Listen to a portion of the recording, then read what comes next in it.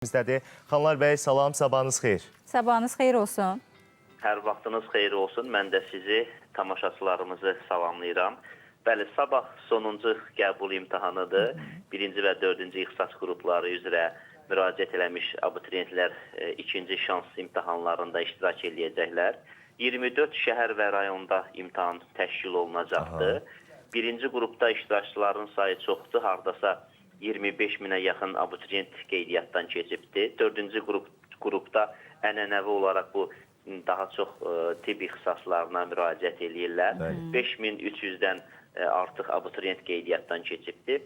Həmçinin sabah 3-cü qrupda 2 alt qrup var, bilirsiniz. O dil, tarix və tarix, coğrafiya. Hər iki alt qrupu seçənlər üçün coğrafiya fənnindən imtahan var.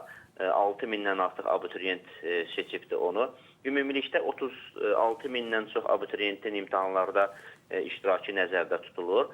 Saat 10-da başlayır, amma 9:45-dən sonra gələn abituriyentlər imtahana buraxılmır. Hər bir imtahan iştirakçısı öz buraxılış vərəqəsinə baxmalıdır. Orada konkret göstərilib ki, saat neçədə imtahan binasına yaxınlaşın. Çünki bir imtahan binasında hardasa 250-300 nəfər abituriyent olur. Onların imtahan binasına rahat buraxılması üçün fərqli vaxtlar müəyyən olunur ki, gəlsinlər həmin vaxtda, yoxlanışdan keçsinlər və rahatlıqla binaya daxil olsunlar. Şəxsiyyət vəsiqəsini unutmaq lazım deyil, imtahana buraxılış vərəqəsini gətirmək lazımdır.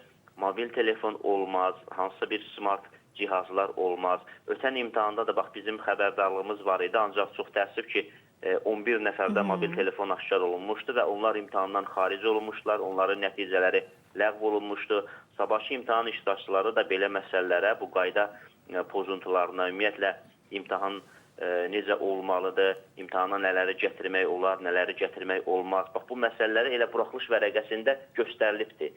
Qısa bir imtahan qaydaları var. Onunla tanış olsunlar, valideynlər də diqqətli olsunlar. Çünki sizin nəticəniz ləğv olunanda, mobil telefon tutaq ki, sizdə var, ondan istifadə etməyə cəhd eləmişsinizsə, siz ümumiyyətlə müsabiqədən kənarlaşdırılırsınız. Baxmayaraq ki, eləsi var, fikirləşir ki, biz birinci şans imtahanında iştirak eləmişik və bu imtahanda eybi yox, bir cəhd eləyim, belə yanaşanlar var. Ancaq ümumi müsabiqə nəticələri ləğv olunur. Ona görə də xüsusən diqqətlə yanaşmaq lazımdır.